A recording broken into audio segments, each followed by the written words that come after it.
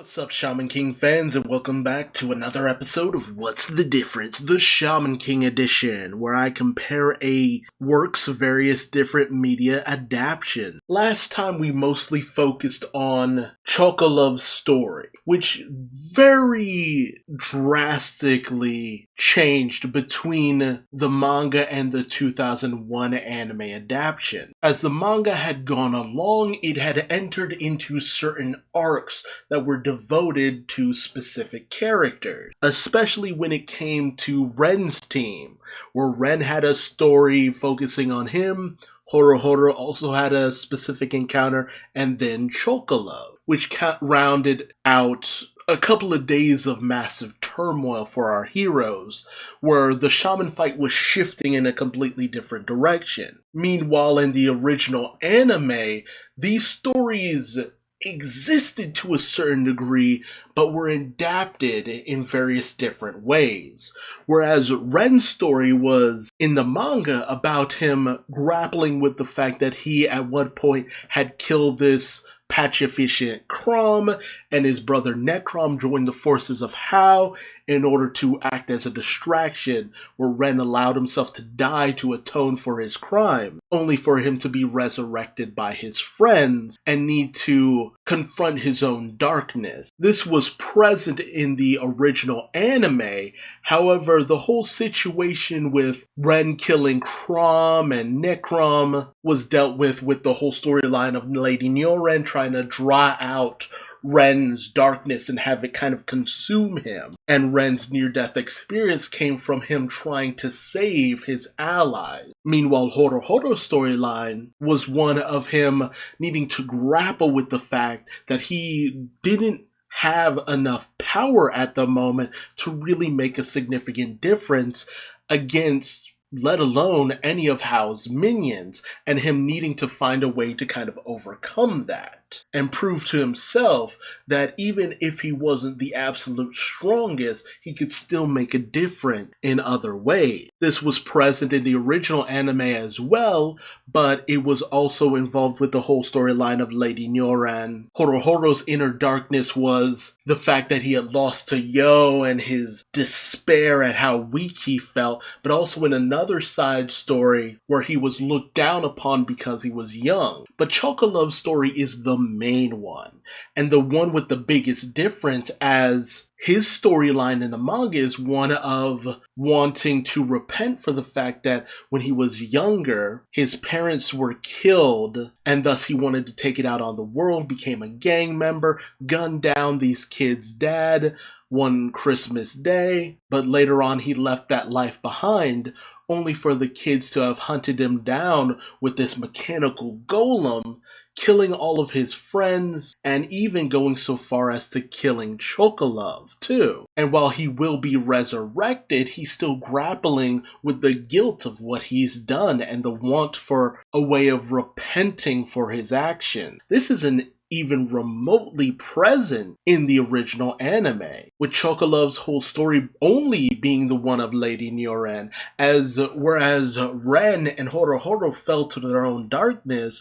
Chocolove's biggest darkness was the fact that, hey, maybe I'm not funny. But in the course of that, he just ended up kind of reaffirming how he felt about certain things. And over the course of it, he was able to bring Ren and Horo out of their own personal darkness into the light. Now, this is present within Horo's own story as he tries to do what he can to atone towards the kids of the man that he murdered, but that's a far more complex storyline. So while I already looked at episode 50 of the original anime, which was titled I Have Darkness in My Heart, what I'll mainly be focusing on now is volume 23 of the manga, starting with chapter 198, Epilogue 5, Friendship, or alternately titled Gallant, and episode 37 of the 2021 anime titled Winds of Laughter. As Chocolove's story is a lot more complex, has a lot more details, angles, avenues, and introspection than in the original anime. There's no simple answers here. There is only finding your own truth and living with that truth. Let's jump in. Now, last review, there was a part of one of the chapters that was adapted into the newer anime that I thought was going to be adapted into this episode of the 2021 version, but no, that part was still left out, and that was a deeper explanation from Oleana to Chocolove about the nature of the afterlife within the Great Spirit, and how it is a person's mental state that dictates where they go in the afterlife. To a certain degree, I feel like it was a mistake to cut so much of that out, but I can't blame the writing staff for the newer anime for doing that, as it was more of a way of helping people understand where Hiroyuki was trying to go with the concept of the afterlife. Having more of it spelled out in more detail would make it a little bit easier, I feel, on the audience, but it was very redundant in how it was presented, so I can understand their reasoning for cutting it. But it was about 5 pages of content that they had cut out. But then again, they also managed to adapt about 7 chapters, pretty much, in one episode, and still made it feel like it was still flowing fairly well. So I still kind of have to applaud them on that, and still feel like they cut out what they felt was necessary to cut out. Alright, and so we open up with Hao having confronted Yo and his friends as he has come after the creation of the 2 orphan children's father, Kamel Munzer. He created this entity known as the Golem that had a massive amount of Furyoku, and thus Hao is after it, only for him to be confronted by Yo and his friends. And Hao talks about how he has never really had something called friendship or people who would fight for him because he's always been so powerful. The idea of having someone come to his aid is almost laughable to a certain degree. And Kamel Munzer is just obsessed with Furyoku numbers and gaining mana and stuff like that. He's come consumed with the Furyoku levels of the Golem. And Horohoro and Ren briefly talk about the nature of the Golem, although they do leave out some of what Ren said, because they mostly have it be Horohoro talk about how dangerous Kamel Munzer is because he possessed his own daughter, as to going a step too far. But something that was left out, and I feel like it's kind of a mistake to leave it out, is Ren saying, well, it's also kind of insensitive. Ren saying that Chocolove might have killed a dangerous man without knowing it, and even goes as far as to call Kamel Munzer evil, which is something I feel like the manga highlighted a lot better, because, well, it has an internal Furyoku battery, and the way we've seen something have a Furyoku in it is the way that the Spirit of Fire does things, which has a very morbid suggestion of how Kamel Munzer managed to obtain all that Furyoku within the battery for the Golem. Hell, later on down the line, we even see him say that he wants to take the souls of Yo and his friend in order to increase the Golem's Furyoku. It couldn't be more spelled out that Kamel Munzer did some shady shit to power the Golem. But of course, Red Sub takes a lot of offense to that idea because he believes so much in his father. This was kind of a good way of making it so that Chocolove murdering Kamel seemed a little less vile, because Kamel was also kind of wrong, but they also make sure to note Chocolove killed other people too. He is not absolved of his sins just because Kamel just happened to be a shady person. But Yo tries to use this moment to say, hey, just because of what your dad's doing right now doesn't make him evil. He's just very fixated on a goal because he is an earthbound spirit. Yo tries to say that there must have been something really important to your dad in terms of this golem. And they also do cut out Yo's mantra of somebody who can see ghosts can't be all bad, which is kind of debatable in certain situations, but at least he says they can't be all bad.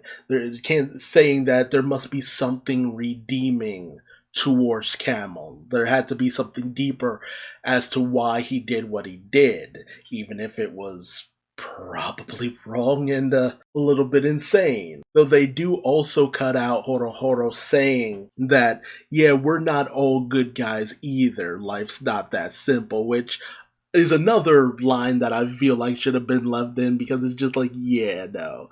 Like, most of our heroes here have done dubious things in the past or let certain things go that are morally questionable. It's all within the moment. And even Lyserg has kind of come to this realization. It's just like you're free to do whatever you want in life, but you're still responsible for your action. In a lawful society, you'll be punished by laws, but in an unlawful society, you won't have laws to protect you when something wrong is done to you. But just know the simple fact comes down that if you hurt people, they will want to hurt you back in some way, shape, or form. But Yo feels that what matters is the heart. And so he and his allies are prepared to face down Hao and his minions no matter what, which I thought was a pretty cool thing. Yeah, even if they're outmatched, Yo and his friends have no intention of backing down, especially now that Yo has his friends backing him. But the thing that gives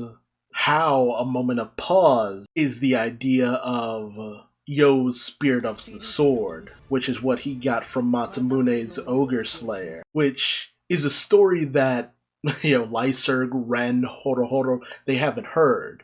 And I love this little moment in the manga because you briefly see Lyserg kind of seeing some humanity within Hao. Something that he had never seen before. And I feel like this was a kind of an important moment to a certain degree that they kind of left out. Like there's minute little comments and moments that they've left out of the newer anime that in the grand scheme of things, it's a blink and you miss it moment, so I can understand why they left it out.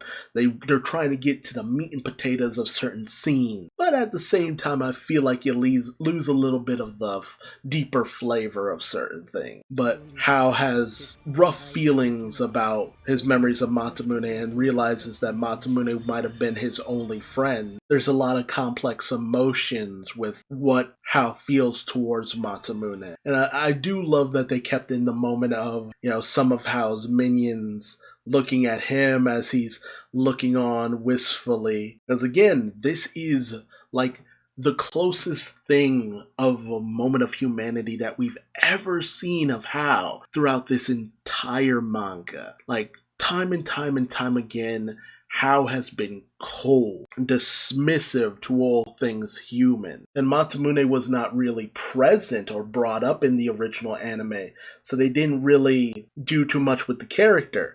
But as we find out later down the line, Yo saw something of Masamune within Manta, and oddly enough, there are multiple times throughout the original anime where Hao has interesting interactions with Manta, despite the fact that he is a human, which Hao kind of dismisses. So it's kind of like unknowingly the original anime also kind of built upon that connection of Manta and Masamune, even though it's a very loose connection. And ultimately Hao just kind of decides to give up the Golem more or less, much to the surprise of Yo and his friends. But it was probably a good thing that he decided to leave. But Yo realizes that what Hao did probably saved them more than anything else, especially Yo, because the Golem honestly would have slaughtered Yo in the condition that he was in. But now they have to choose what they'll do with the Golem. And then some scenes are kind of switched around, which is Anna talking to Manta about Masamune. But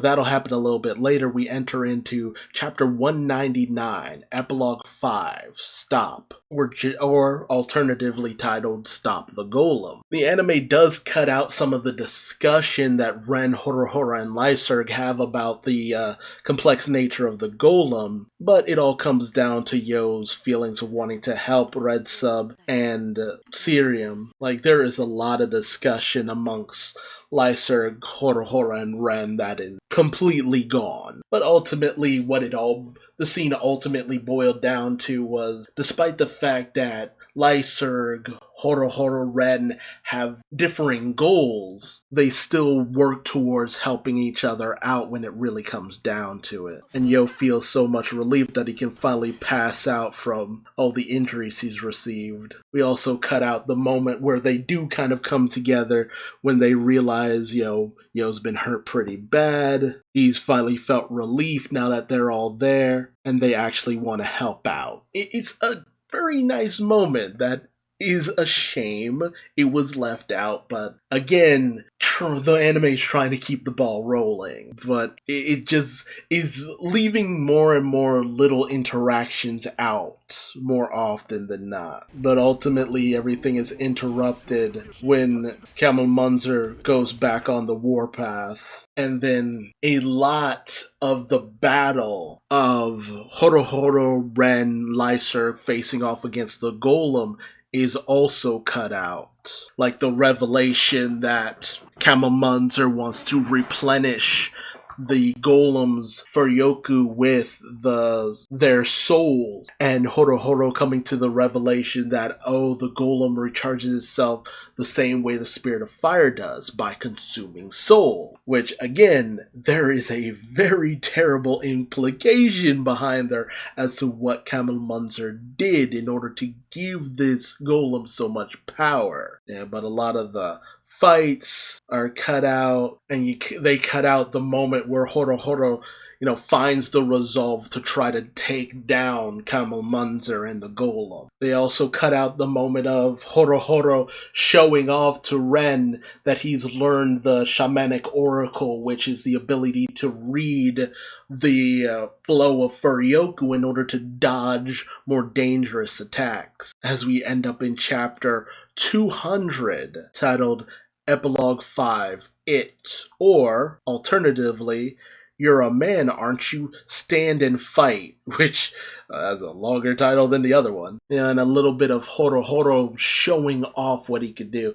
It is a shame that a lot of this is cut out. But I will admit, a lot of this is not the most memorable part of the versus Golem battle. It's also unfortunate that a lot of the battle is left out, because you see a little bit of, while Ren is still very haughty towards Horohoro, they actually start to kind of work together to systematically take down the Golem. You really get to see a lot of the advanced capabilities of the Golem, and just how versatile all of the ways it can attack actually are. You even get a moment of Lyserg saving Horohoro and Ren. Now, it's starting to get into a little bit of a lot of the stuff that is adapted, so I'm going to jump ahead a little bit to some stuff that is rearranged again. Jumping ahead to chapter 202, skipping over 201, Epilogue 5 Now, or The Jaguar's Return,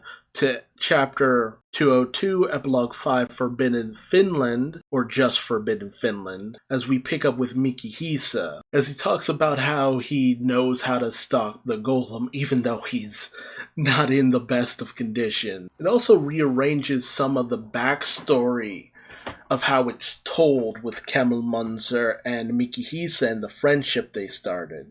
Telling it in the best possible order with the best possible visual, about how Mikihisa and Munzer had this love of mountains and climbing them, and they ended up becoming fast friends over time, despite everything. We also cut out a little bit of dialogue that really shows off how Yo really is Mikihisa's son, as Mikihisa has also this mantra of mountain climbers can't be all bad.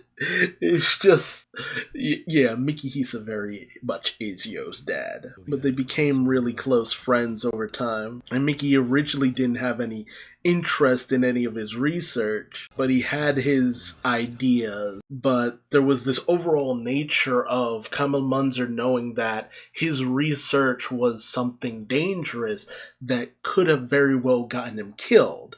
It's just ironic that he wasn't killed in the way that he thought he would be. But regardless, he asked Mikihisa to look after the golem and his kid should something happen to him. Although I do find it funny that he had sent his two spirits to rush towards Yo and Anna to hurry up and stop the golem as fast as possible. And that's not how it worked out. And then we pop up to the fight against the golem, where it's just destroying everything, where Munzer asks for their souls to replenish the golem, but all of the combat is basically left out. Could have happened off screen, whatever. Just cut to Lyserg saving Ren and Horohoro. But the discussion of the fact that Ren was actually holding back on the golem when he was fighting it because he didn't want to injure Seirem, Redsub's little sister, and Horohoro seeing Ren as a little bit of a softie and all that, that's left out. Again, a lot of character moments that show off a bit of a newer dynamic to Ren and Horohoro, and them really allying with Lyserg is left out. Again, unfortunate, but it's not the most central thing to the current objective, which is defeating the golem. Because all of what they do doesn't really matter in the great scheme of things. So I understand why it was cut. It's just very unfortunate a lot of that was cut because it was pretty good action. All they can really do is run at the moment. And thus I end up going back a few chapters yet again. Because again, a lot of things have been rearranged. And again, it's hard to tell if it's for the better or if it's for the worse, because the flow of the story still does well without what they've cut out. It's a shame they cut it out. It's just, I understand, once again, why they did it. As we pick up with Anna wanting to tell Manta about the story of Yo's past, about how he got a lot of the scars he has on his body. And Anna kind of relates it to the potential that the story of Yo's friendship with Masamune might actually be the key in defeating Hao. And then we jump several chapters forward yet again. The golem is keeping a bit of a distance, trying not to waste any of its mana, and Redsub feels bad because he's the one who unleashed the golem. Although they do leave out Redsub apologizing for killing Chocolove, which I don't blame the anime for leaving that out, because even Horohoro's just like, oh, he kinda had it coming for what he did to your dad, and it's just like, it's kinda true. Like, I love Chocolove, believe me, I love Chocolove, but he did kill these children's parents, so it's hard to sympathize with them wanting and getting revenge on him. But Ren does tell Redsub to show some responsibility and help bring this thing to heal. Whining about it won't do anything. But they, again, another little bit of extra flavor dialogue they leave out is Ren's comment that he has a sister as well, and he asks Redsub to help them understand why this is happening. Why did his father build the golem? Why does he have such an obsession with the golem? What is the nature of the internal mana drive? Why and when do you think your father possessed your sister? But they also leave out Ren knowing that Chocolove will soon return from the dead, which you actually see a bit of a preview of, but that is also kind of left out of the newer anime, which is a positive and a negative because it helps to highlight the surprise of when he does come back, and the illusions because, Chocolove's sense of smell has been heightened now that he's been resurrected. And then we get into chapter 201, The Jaguar's Return, / Epilogue 5 now. A little bit more dialogue of everyone discussing their situation is left out, but it ultimately comes down to Lyserg saying that the reason why Camel Munzer isn't attacking is because of Red Sub. And so Red Sub thinks that maybe if he can get his father to hear him, everything will be okay. Horo says that it probably won't work, and they kind of cut out the fact that Red Sub's developed a new pastime, which is hitting Horo right in the jewels. This just kind of becomes a thing for Horo after this point, where people just start beating on Horo, even more so than before. But Red Sub still sees his father as a good man, and he wants to do what he can to stop him. But Ren has his own tactic in mind. Now, some of the plan that Ren comes up with Lyserg is left out, mostly because a lot of it ends up becoming kinda useless in the long run, so them cutting that out also makes a bit of sense. But he's still impressed by the nerve that Red Sub is showing, and he still wants to help the kid out.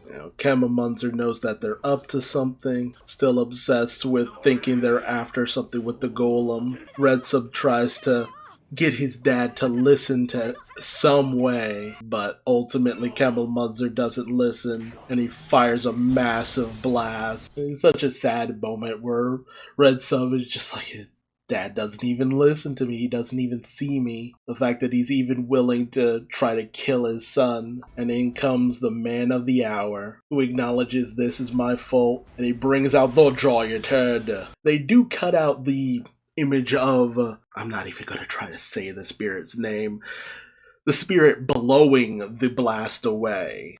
Basically redirecting it. Like it was deflected. No, it was blown aside by the winds of laughter. And now I'm back where I need to be in terms of the manga, and where the anime currently are. We're caught up. Although they also cut out Manta rightfully questioning, shouldn't we be hurrying to where Yo and the others are? Isn't the Golem really strong? But Anna isn't really concerned about that. And the one thing that they leave out that is actually very critical is the fact that Anna has a secret as to why she's not concerned about Yo being injured. And it's very pivotal. Very, very pivotal. But I guess it's okay because it's explained later down the line. But Manta is still taken aback by the story of what happened to Yo, and the joke about Manta being the reincarnation of Mantamune, which isn't true. It's just, he's small and about the same size as Matamune. They have similar names. It's just an interesting, ironic situation. And Manta thinking about everything that's happened. And some of the montage of the various different training that Anna has put Yo through is left out. A lot of it, for some reason, involving poop. Just Anna using poop to spur Yo forward, and he wonders, why did Yo choose Anna?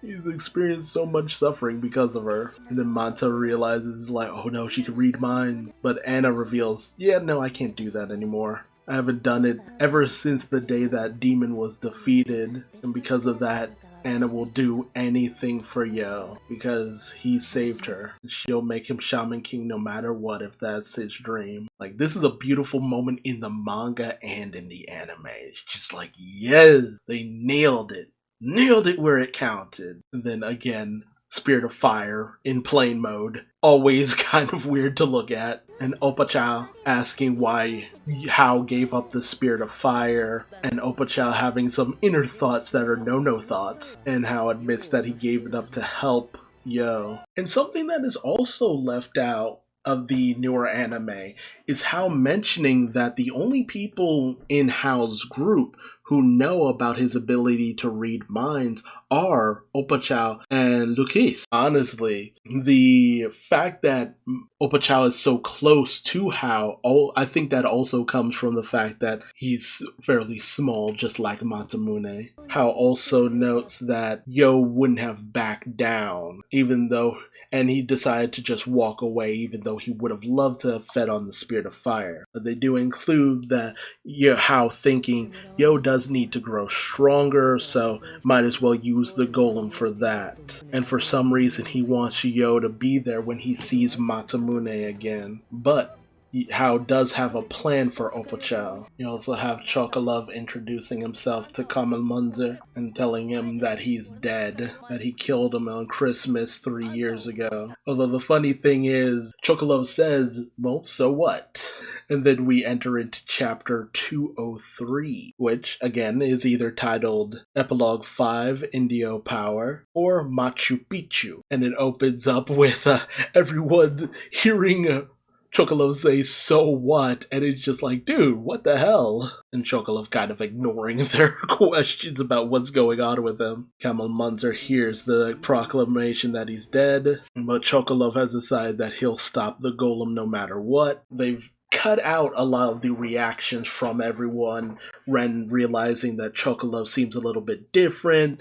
Horo thinking that he's acting a little cocky, Lyser wondering what the big head oversoul is, Ransom just being surprised that he's back from the dead, and Mick is just glad that he's there. They cut out Chocolove just straight up kicking the golem to kind of egg it on. Then he goes over to find where his medium is. He knows they're with Amida Maru, and he says that he can smell them, which is cut out.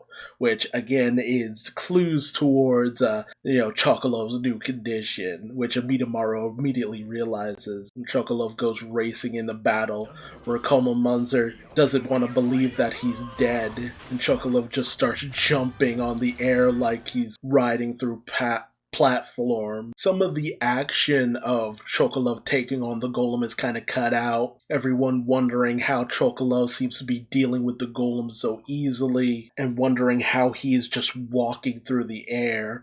That's all kind of cut out. But then we have the explanation by Ren that he used his oversoul. Although something they leave out is Ren saying that what has been created for him to walk through the air like it's a platform is that an invisible battleground has been made for him, and it looks like Machu Picchu, the city in the sky, which is completely left out. And the explanation Ren has, and why it's relevant, because Machu Picchu, there was an ancient civilization that was conquered by the Spanish, but Machu Picchu was always out of their reach. So a place out of the reach of your enemies, that's the significance of Machu Picchu. And that allows Chocolove to run through the sky as if he were on land. And it's thin, almost like a spider web, which is the only part that the anime actually keeps in, as being supported by the Olmec stone head. They also cut out some of Horo wondering, death can increase a shaman's powers, but Chocolove has returned as though he's almost a completely different person. He also rearranged Oleana's appearance. We also enter into chapter 204 in Indio, or Epilogue 5 in Indio. They also cut out some of the dialogue between Lyser, Ren, Horo towards Oleana, where they want to know what the deal is with both Chocolove and Oleana. And Oleana questions, are they Chocolove's friends? Horo says, yeah, kind of. Lyser's just like, I only just met the guy, and Ren's just like, yeah, he's just a teammate. But Oleana makes it clear that he knows that Chocolove feels like they are friends, and that they are the first shaman friends that Chocolove ever made. What is also cut out is a little bit more of the battle of Chocolove versus the Golem, with him egging him on to, continue the fight, the shaman fight. And Kamal Munzer starting to kind of embrace the heat of battle. And as everyone sees the battle rage on, they kind of question what Chocolove is thinking. And Oleana says, he's not thinking, he's bearing his soul. And then we have what is adapted into the anime, Oleana explaining that Chocolove was previously afraid of the dark. His parents were murdered when he was a child, and thus he joined a gang and became a murderer himself. But this, still caused him suffering. And I love the little moment that was only in the manga where Oleana points out that that is something that you, Ren, can also understand. You can't atone for taking someone's life. Yes, we can see ghosts as shaman, but we can't give them back their bodies or their lives. Some deeds can never be undone. And Chocolove just anguishing over everything that he's done. They kind of remove the depiction that Chocolove was just throwing up after everything he'd done, that he'd just been suffering with it, that while he tried to push away his guilt, it was still there, it was never really gone. And it's something that, guilt cannot be erased by punishment or forgiveness, it's just something you have to cope with. But some people cope with it in even worse ways. And Oleana explains that he had a hope, and that was his friends in the shaman fight. People who were similarly able to see spirit, people who he could relate to, people who he could build an understanding from. Although Oleana states that he needs help in order to find his own answers from the victims' families, which is left out because, depending on how you feel about that could be a little tone deaf. But help from friends with similar abilities and similar paths, and that's why he came back, to lay his soul bare for the sins of his past and receive judgment. And then we pick up with Chocolove after he'd managed to ascend all the way to this plane in the afterlife, and a lot of dialogue is kind of cut out. Oleana explaining that this world they're in right now is the collection of all of the Indio people, ruins of the ancient past restored to their former glory, that Chocolove has been traveling through basically almost like space and time to a certain degree. But Chocolove has entered into a place where he can't lie to himself or to others. His soul is laid bare. And Chocolove was only able to get to this place because he was able to build and develop his soul. And what's also left out that is very important is the fact that Chocolove basically experienced years, pretty much, wandering through various different communes,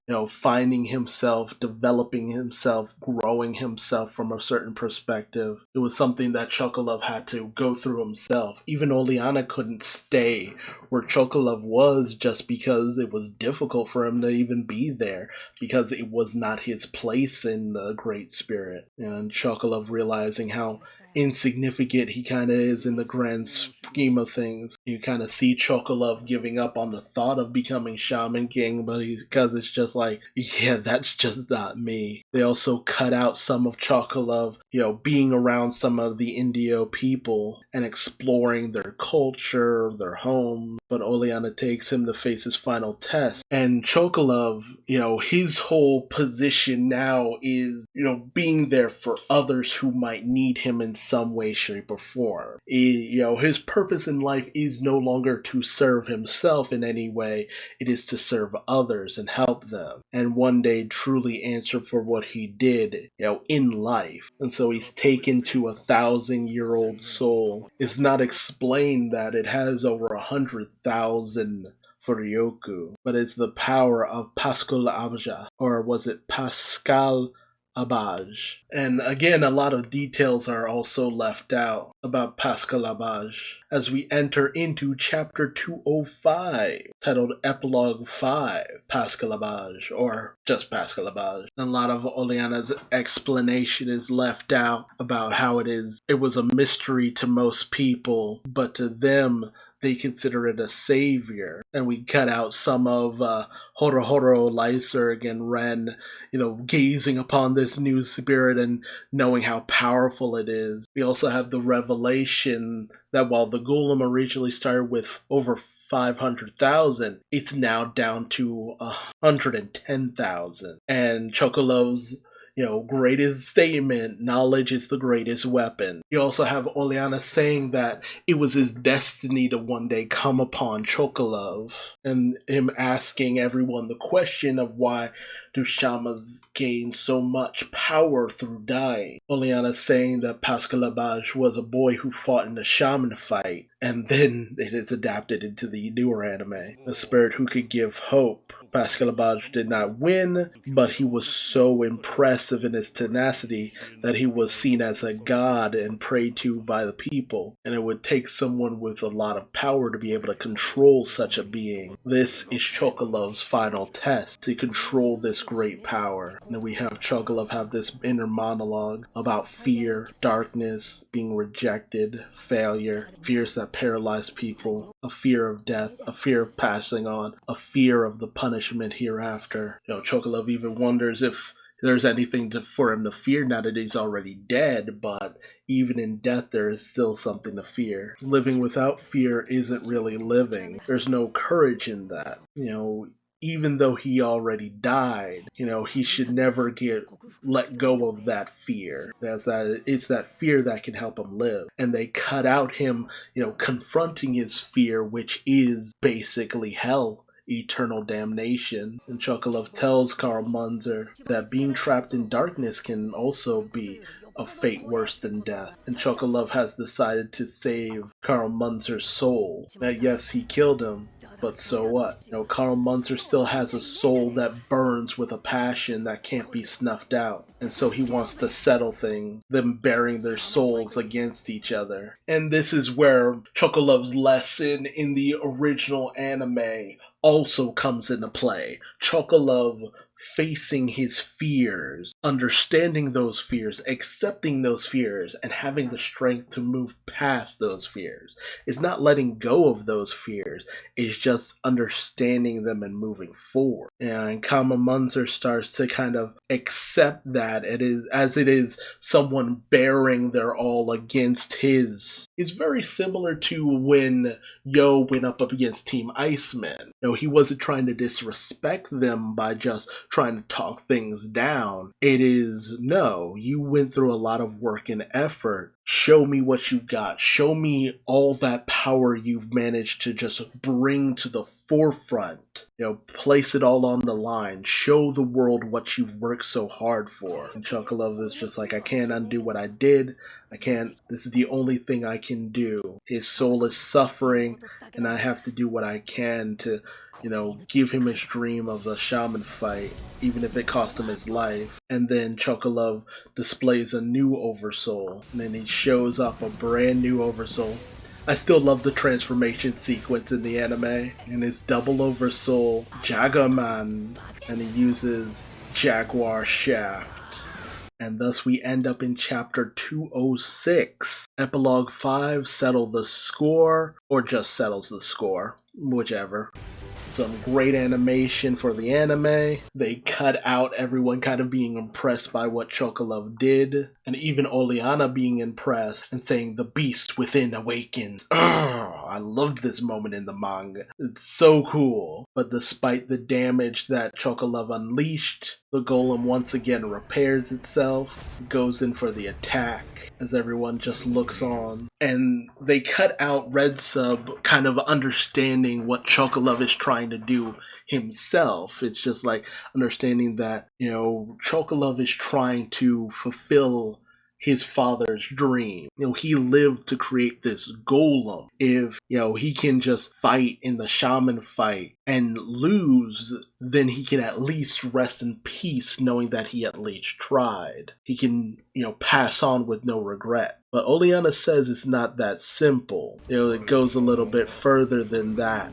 Shamans fighting to protect their own, doing what they can. Oleana is saying that shamans have always fought for peace in some way, shape, or form. Your father started out trying to fight for his people, for his family. That's why he built the golem. This is his father's soul laid bare. They also cut out some of the more awesome moments of it's just a manly battle of two men bearing their souls against each other.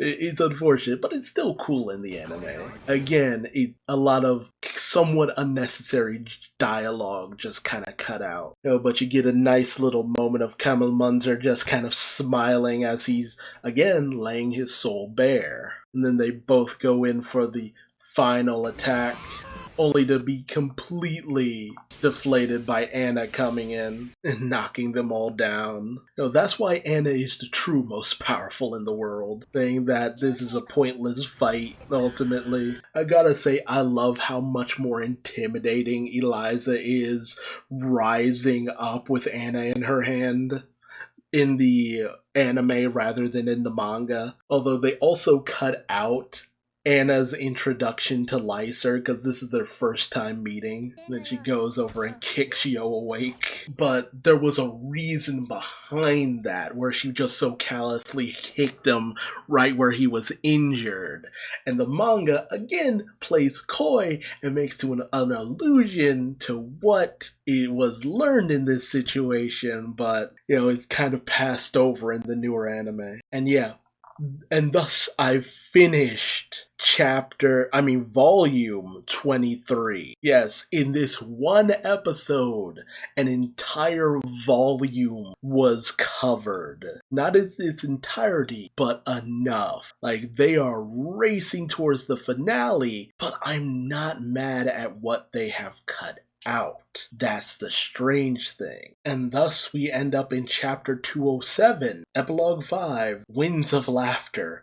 The end of this epilogue bullshit and all these dumb alternate titles. And of course in the other version of the manga it's just called Winds of Laughter. And, while Kamal Munzer thinks that Anna came here to defeat him, he says that the Golem's mana has been used up, and that he will ultimately destroy the Golem himself, and that he asks that Anna take care of his children, with everyone kind of realizing that Kamal Munzer has finally kind of come to his senses, and Red Sub, calling out to his father, and, Kamal finally acknowledging that hasn't been the best father, that he was so wrapped up in his work that he ignored his children. He feels that he deserves to fail. He thought the Golem's creation was the right thing to do, but he realized love was the most important thing, the heart. He apologizes to his children, and he goes to terminate it, only to be stopped by Anna, who says she didn't come here to destroy it. And again,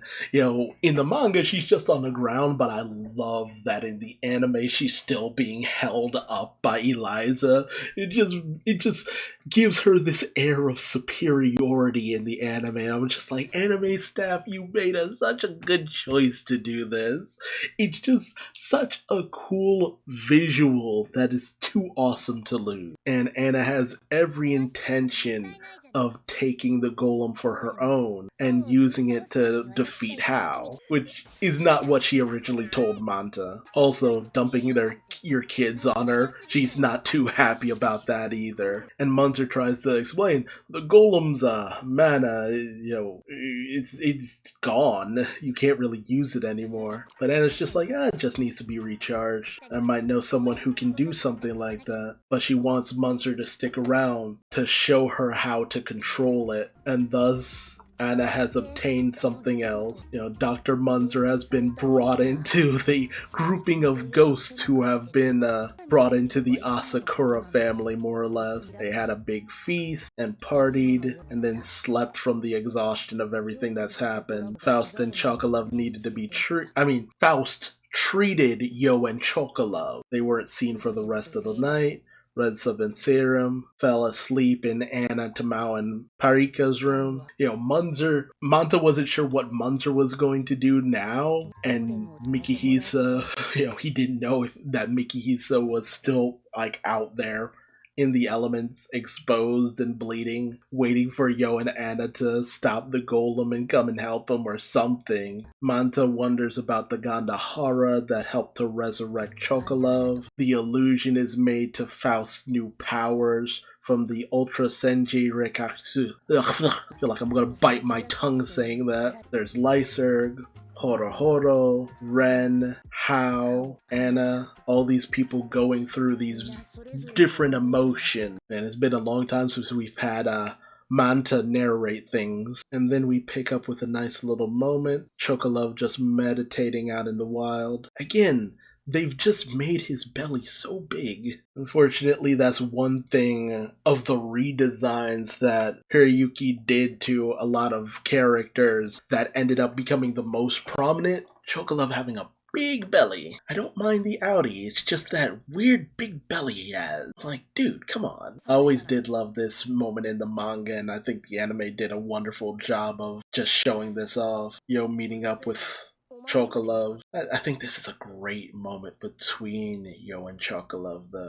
Chocolove apologizing because, well, he kind of was the cause of a lot of this. Yo saying it's fine, I managed to get a lot of Furyoku out of this. And then Yo questioning Chocolove about why he allowed Gandahara to make him blind. And Chocolove explains his reasoning. He's saying that, losing one of your senses sharpens the other. He figured his Furyoku would grow because of that.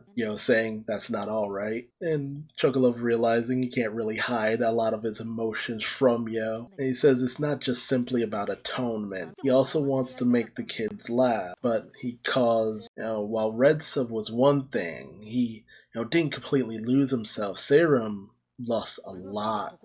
A lot of the light in her life because so he thought, what could he do to kind of relate to them in some way? So he felt that he deprived her of light, so he'd deprive himself of light. And says that's not funny at all. And then comes Red Sub saying that his dad has kind of disappeared. Horo thinks that maybe his dad just kind of passed on to the afterlife. And Red Sub, they depict it as Red Sub just keeps punching him in the gut, when in reality, he was in the manga, it was hitting him right in the balls, right in his jewels. Spoiler alert, Horo never has children. There's a variety of reasons for that. And so Chocolove tries to have a little bit of moment, saying, yeah, his dad's not so irresponsible as to leave his kid. And he tries to make a nice little joke to cheer up Seirem, making a pun. As usual. And of course that gets him beaten up. And we see Mikihisa, Oriana, and Kamel looking over his children, saying that they'll be alright. And the best moment of all,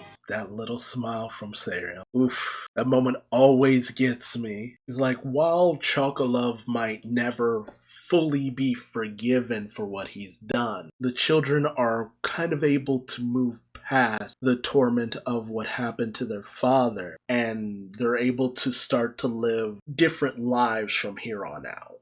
And where they go, where they end up, how they develop. But yeah, there's so much that was left out that, you watch the anime, it's in the earlier episodes, it was so obvious things were being left out. But I still feel like the animation team has understood what they can and can't leave out. I must say, I really do feel like they've just understood how to weave the story to a better degree. Now, I have been told on several occasions that Hiroyuki also rearranged certain elements of the story, as he felt that the story could have been a little bit tighter as well. Now, I haven't gotten direct confirmation about that, but I can kind of believe that. Again, just because the story does feel tighter.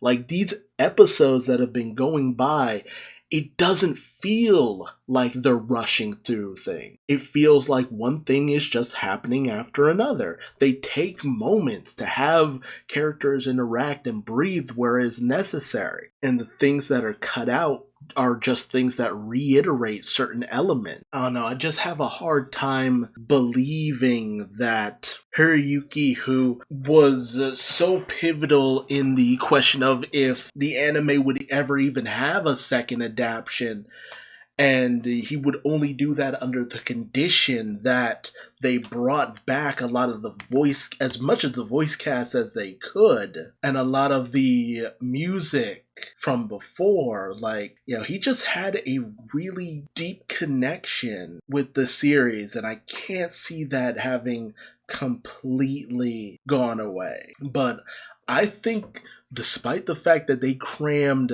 an entire volume, plus one chapter, and a volume plus one chapter into one episode, I have to say, y'all did pretty well. It was pretty impressive. But tell me your thoughts in the comment section below. Do you think it was intentional that, Chocolov's stories both ended with him trying to cheer up a girl? That it ultimately revolved around Chocolov needing to confront the sense of fear and dread? Or do you feel that it was all a coincidence? And do you feel that the newer anime still has gotten back into its tendency of rushing through content? Or do you feel that it's actually doing the story justice? I'd love to hear from you, so let me know your thoughts in the comment section below. If you like this video, please do all the YouTube stuff, like, comment, subscribe, bell, whatever, or don't, I ain't your daddy. But I still love you like one. I want to thank you for watching this episode, and I hope you'll join me for the next episode of What's the Difference? Until then, I've been Duuz-Diz-Din, and I will see you later. Bye-bye.